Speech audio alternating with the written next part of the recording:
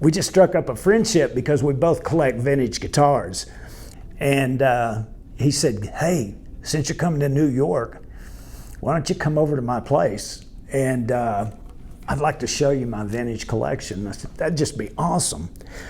So we went over there and went upstairs, and he started bringing them out. And of course, we were sitting there oohing and ahhing over them because, you know, the vintage Les Pauls are a trip, you know. And that led to us talking about his Epiphones. And he took his Epiphone out of the case and said, now, I know you've been playing these vintage ones.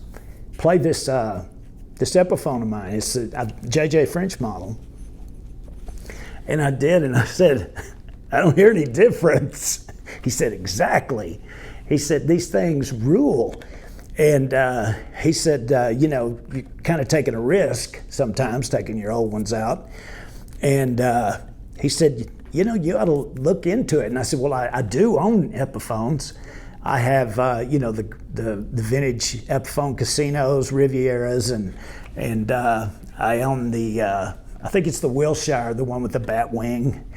After I played his, I was kind of sold that it sure makes a good idea to take one of these out on the road and play it, feel comfortable with it, get the same response as the old ones, the same feel, the same kind of style pickups.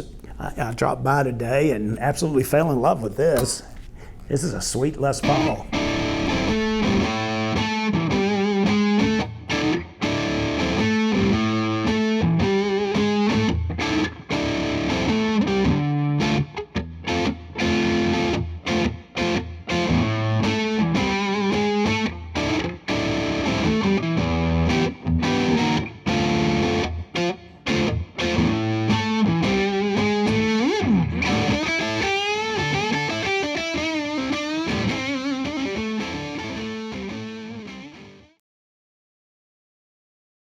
Bernie Marsden came up to me one night and said, how did you get the most coveted gig for blues rock guitar players?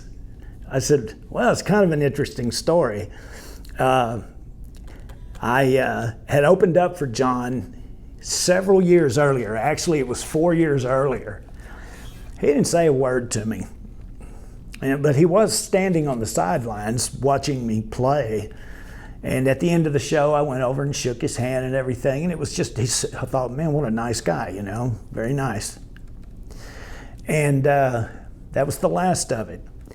And then 4 years later, I was driving down the freeway and I got an unavailable phone call on my cell phone, and it said unavailable. And I usually don't answer unavailables.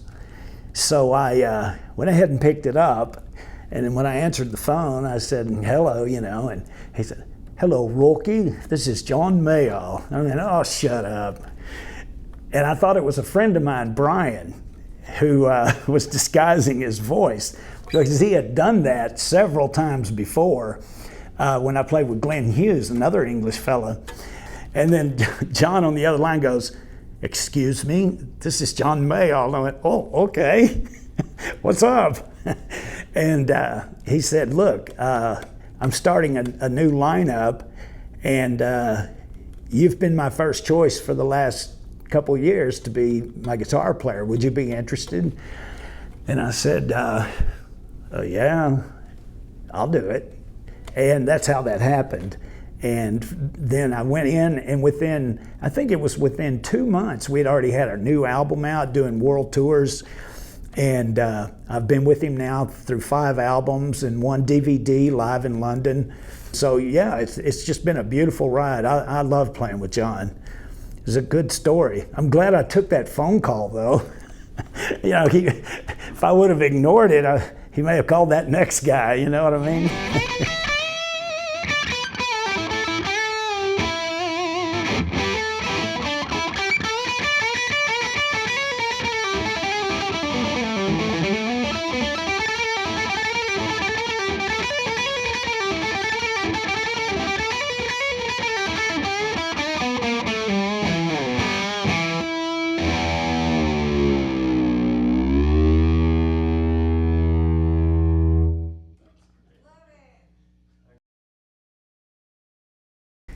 So being asked by John Mayall to to play with him, I had some shoes to fill. It being Eric Clapton, Peter Green, and even Walter Trout, Mick Taylor, who went on to be with the Rolling Stones.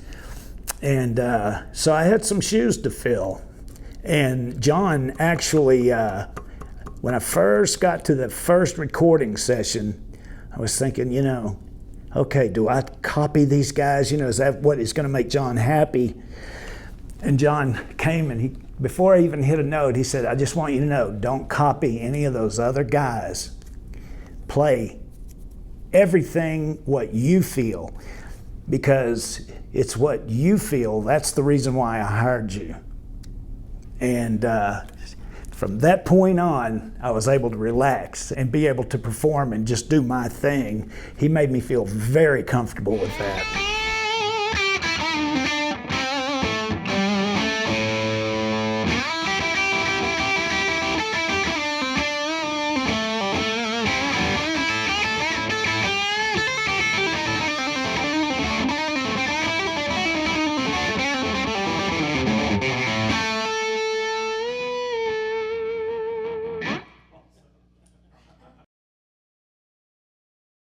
I'm now with Cherry Burst Records, and what I've decided to do is I've got an album.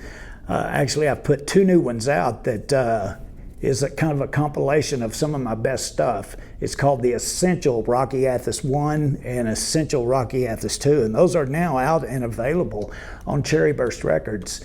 And they're available either through my website or anywhere else you get CDs, whether it's Amazon or iTunes, any of that. So it was really nice to have that.